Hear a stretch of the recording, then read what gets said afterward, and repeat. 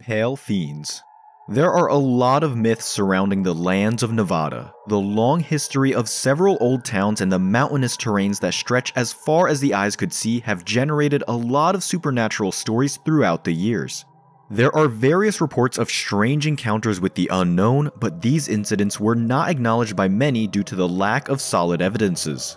On the other hand, some people believe that these peculiar incidents were being kept out of the public to hide the truth, and one of them was a story of a 42-year-old man named Dave Williams.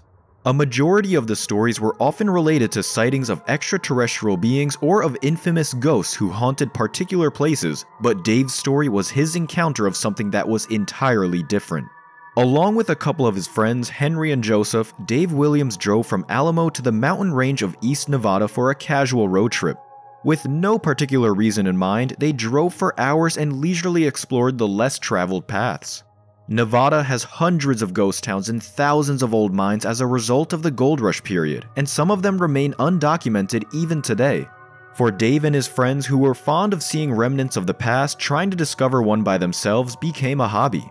They drove farther up the mountains than they usually did until the view of the barren land which they were seeing for hours had turned into a sea of trees. The arduous road grew rougher and tighter as they went ahead. They also had to avoid the inconspicuous ravines hidden beneath the thick shrubs. It was obvious to them that this path had not been crossed for several years. The excitement of discovering something new had pushed them to go even higher. Unfortunately, their enthusiasm and curiosity had led them to their awful fate. As the steep, rough path was turning muddier and harder to cross, they didn't know that they were moving closer and closer to the horror within the shadows of the mountain.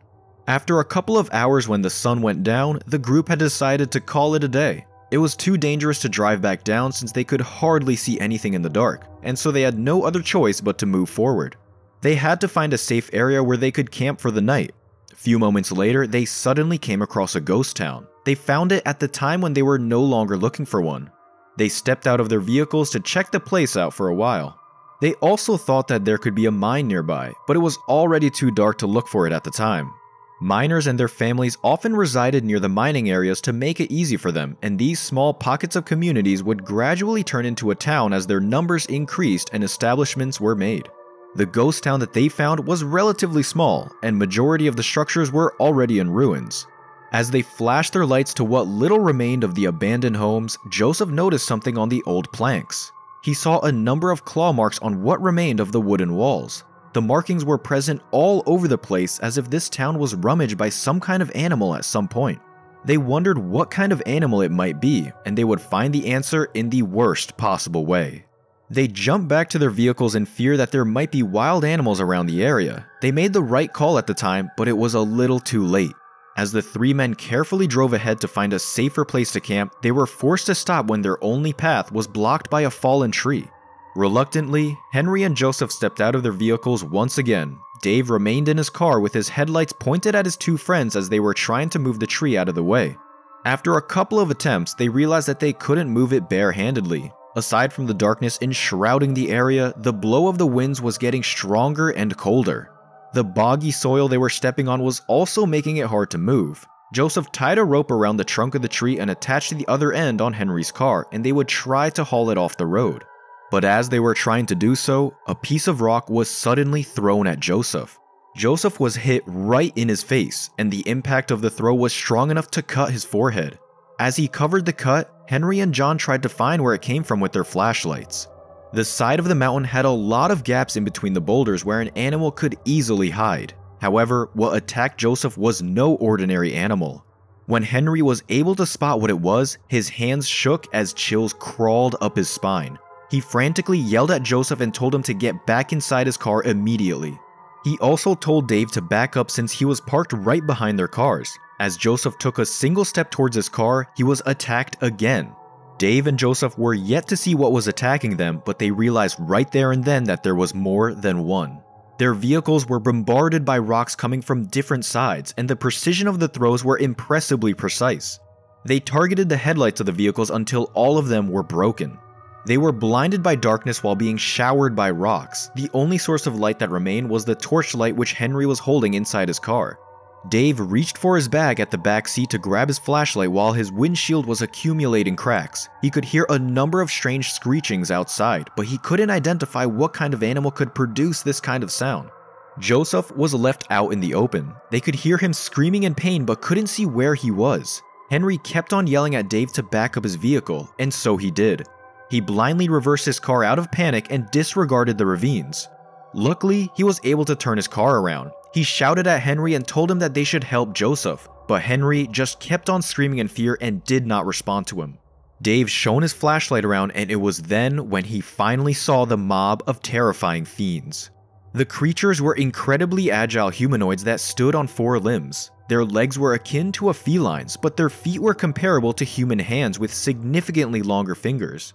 Their oddly pale skins were paper white, and their extremities were disproportionately long. Their small beady eyes were all black and were set far apart.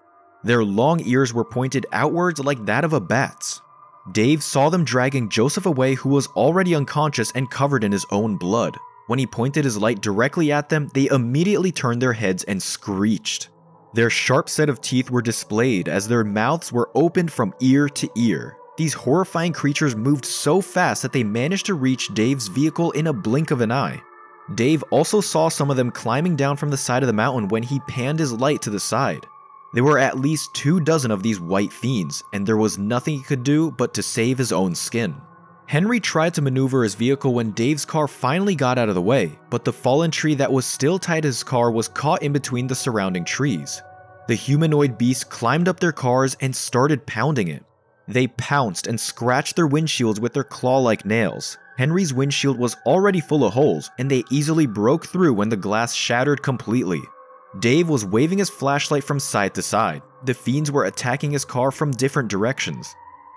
He pulled out his phone with his other hand in an attempt to call for help. He pointed it to the one that was right on top of his hood. He accidentally activated the camera and it flashed right into its face. It screeched loudly as its eyes dilated completely. It seemed that these creatures were easily agitated by the light because they were extremely sensitive to it. The foul creature crawled erratically and jumped off the car as if it was blinded. Dave yelled at Henry and told him to shine his torch right into their eyes, but it was already too late. He could hear him screaming as he drove away.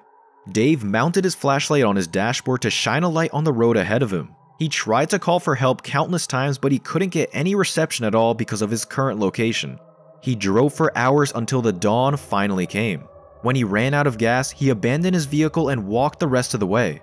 Dave was found collapsed on the ground by a passing motorist, and they brought him back to the nearest town. He was admitted to a hospital, and the local officers were called when the doctors heard what happened to him. Dave told them everything. He told them about the quadrupedal humanoid fiends at the mountain and how he lost both of his friends in the encounter.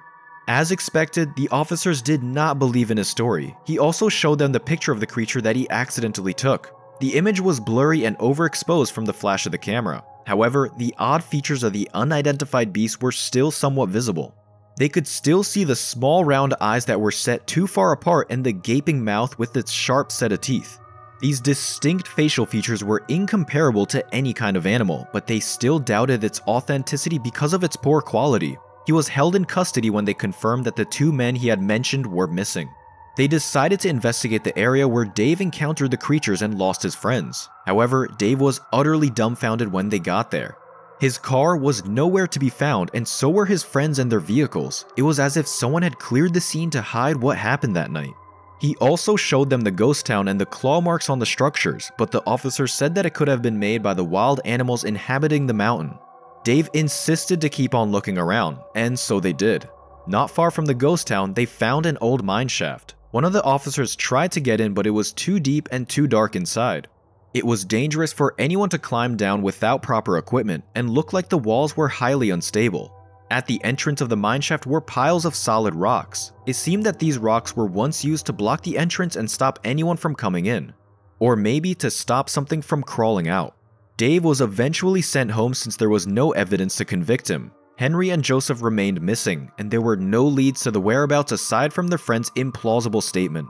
Out of frustration and grief, Dave decided to publish the picture of the creature online so more people could see it. He shared his story and it garnered a lot of attention from both believers and skeptics. A few weeks later, all of his posts regarding his encounter were suddenly removed, and they never heard from him again.